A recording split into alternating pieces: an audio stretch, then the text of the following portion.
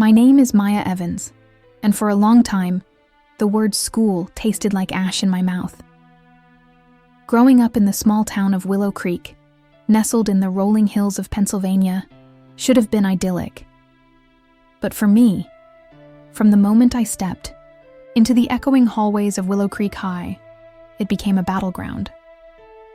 The tormentor-in-chief was a girl named Tiffany Hayes. Tiffany was everything I wasn't. Popular, effortlessly stylish even in our drab school uniforms, and backed by a family that seemed to own half the town. Her father ran the local car dealership, a gleaming monument to their prosperity that stood in stark contrast to our modest, slightly run-down house on the outskirts of town. It started subtly, the way these things often do. A whispered insult here, a pointed laugh there. But it escalated quickly. My hand-me-down clothes became a source of endless mockery. My quiet nature was twisted into weirdness. If I dared to answer a question correctly in class, Tiffany would roll her eyes dramatically and mutter something under her breath about know-it-alls. Lunchtime was the worst. While other kids gathered in cheerful clusters, I would often find my tray mysteriously overturned or my books scattered across the cafeteria floor. Once, I spent the entire lunch period hiding in the bathroom, the sound of Tiffany's taunting laughter echoing in my ears. The words were like tiny daggers, each one finding its mark. Loser. Freak. Poor little nobody. They chipped away at my confidence, leaving me feeling small and insignificant. I dreaded going to school each day, the knot of anxiety tightening in my stomach as the bus rumbled down our street. Desperate, I finally mustered the courage to approach the school administration. I remember the day vividly. My hands were clammy as I stood outside Principal Thompson's office, the polished brass handle feeling cold beneath my touch. I rehearsed what I wanted to say a dozen times in my head. When I finally sat across from him, the words tumbled out in a rush. I told him about Tiffany's constant harassment, the way she made me feel, the fear that gnawed at me every day. Principal. Thompson listened with a practiced air of concern, his gaze occasionally drifting towards the papers on his desk. Maya, he said, his voice calm and measured. We take these matters very seriously. However, sometimes these things are just teenage drama. Girls can be a little catty, you know? He patted my hand dismissively. Why don't you try to just ignore her? Sometimes that's the best way to handle these situations. And if it continues, you come back and see me, okay? His words were a punch to the gut. Teenage drama? This wasn't just some silly squabble. This was relentless torment that was making my life miserable. But his tone left no room for argument. I left his office feeling even more defeated than before. It was clear they weren't going to help me. My parents were my rock. But they were, fighting their own battles.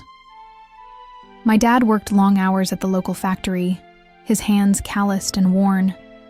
My mom juggled a part-time job at the diner with keeping our small household running. They were good, hard-working people, but money was always tight. I knew they would be heartbroken to hear what I was going through, but I also knew there was nothing they could do. Changing schools was simply not an option. The tuition for the private academy across town was astronomical, a figure that felt as distant and unattainable as the stars. So, I endured. Day after day, week after week, year after year.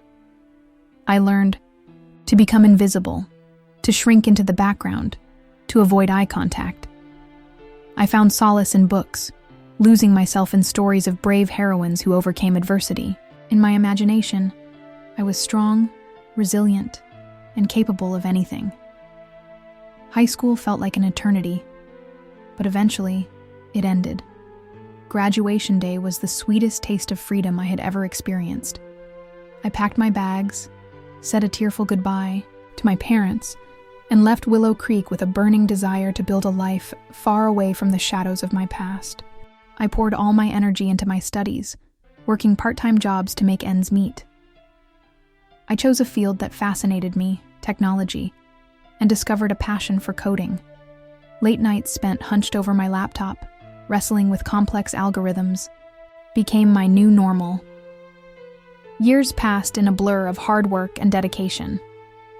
I landed a coveted internship, which led to a full-time position at a promising tech startup in Silicon Valley. The company grew rapidly, and so did my career. I climbed the ranks, my salary increasing exponentially with each promotion. Slowly but surely, the wounds from my high school years began to heal. The constant fear and anxiety that had been my constant companions started to recede. I surrounded myself with supportive friends and colleagues who valued me for who I was. One crisp autumn afternoon, nearly 15 years after I had left Willow Creek, I found myself driving back. My parents were getting older, and I wanted to spend some quality time with them. I had bought them a comfortable new house a few years prior, a small way of repaying their unwavering love and support. The town felt smaller than I remembered, the familiar landmarks triggering a mix of nostalgia and unease. As I pulled into my parents' driveway, a wave of warmth washed over me. It was good to be home. Over the next few days, I settled into a comfortable routine, helping my mom with chores, listening to my dad's stories, and taking leisurely walks through the familiar streets. On Saturday morning, my mom suggested we visit the local farmers market. The market was bustling with activity, the air filled with the aroma of fresh produce and baked goods. As we strolled through the stalls, my eyes scanned the crowd, a habit ingrained from years of trying to avoid unwanted encounters. And then I saw her. Standing by a table laden with artisanal cheeses, her back to me, was a woman who looked vaguely familiar. There was something about the way she carried herself, the confident tilt of her head, that sparked a flicker of recognition. As she turned to pay for her purchase, my breath caught in my throat. It was Tiffany Hayes. She looked different, of course. The youthful arrogance of her teenage years had been replaced by a more mature, almost regal bearing. She was dressed in expensive-looking clothes, a designer handbag slung casually over her shoulder. But the sharp, calculating glint in her eyes was unmistakable. For a moment, our eyes met, and a flicker of confusion crossed her face. Then, recognition dawned, and her lips curved into a condescending smile. "Well, well, well," she drawled, her voice still carrying that same dismissive tone that had haunted my nightmares. "If it isn't little Maya Evans, look at you. You actually managed to leave Willow Creek." My heart pounded in my chest, a surge of anger mixing with a long-dormant fear. The years melted away, and I was suddenly back in the echoing hallways of Willow Creek High, feeling small and vulnerable. Tiffany stepped closer, her gaze sweeping over my own attire. I was wearing a simple but elegant cashmere sweater and well-fitting jeans, a far cry from the hand-me-downs of my youth. My own handbag, a gift to myself after a particularly successful project, was made of supple Italian leather, still as plain as ever, I see, she sneered, her eyes lingering on my understated jewelry. "Though I suppose you've probably upgraded from the thrift store by now." A wave of indignation washed over me. This was it? After all these years, she was still trying to belittle me? The old Maya, the one who would shrink away and avoid confrontation, flickered within me for a fleeting moment. But then, something shifted. The years of hard work, the success I had achieved, the confidence I had painstakingly built, it all coalesced within me. I was no longer that scared little girl. I stood my ground, meeting her gaze steadily. "Hello, Tiffany," I said, my voice calm and even. "It's been a long time." She chuckled, a harsh, unpleasant sound. "Too long if you ask me. So what have you been up to? Still working at the diner?" The question was meant to be a jab, a reminder of my humble beginnings. But it didn't land. "Actually," I replied, a hint of a smile playing on my lips, "I'm a senior vice president at a tech company in Silicon Valley." Tiffany's eyes widened slightly, a flicker of surprise replacing her condescending smirk. She clearly hadn't expected that. "Silicon Valley? she repeated, her tone laced with disbelief. You? Doing what? I lead the engineering division, I said simply. We develop software used by millions of people worldwide. A look of something akin to envy crossed her face. She tried to mask it, but I saw it. For the first time, the power dynamic between us had shifted. Well, good for you, she said, her voice tight. I always knew you were persistent. She tried to regain control of the conversation, launching into a monologue about her own life.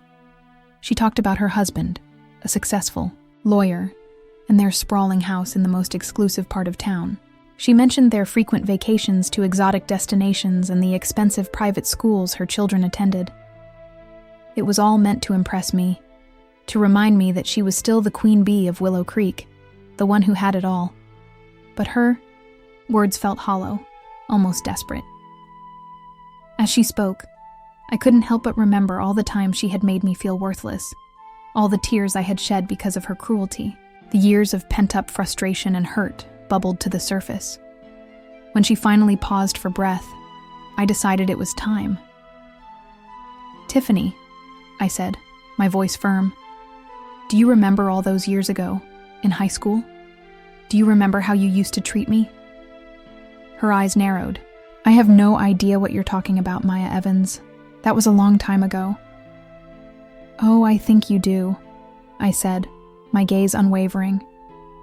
The constant insults, the ruined lunches, the laughter at my expense. You made my life miserable, Tiffany. You made me dread going to school every single day. A flush crept up her neck. She shifted uncomfortably, glancing around as if hoping for an escape route. Look, Maya, she stammered. Kids can be mean. It was just high school. Just high school? I repeated, my voice rising slightly. It wasn't just high school for me, Tiffany. It was years of feeling humiliated and afraid. It took me a long time to overcome the damage you inflicted. Her carefully constructed facade began to crumble.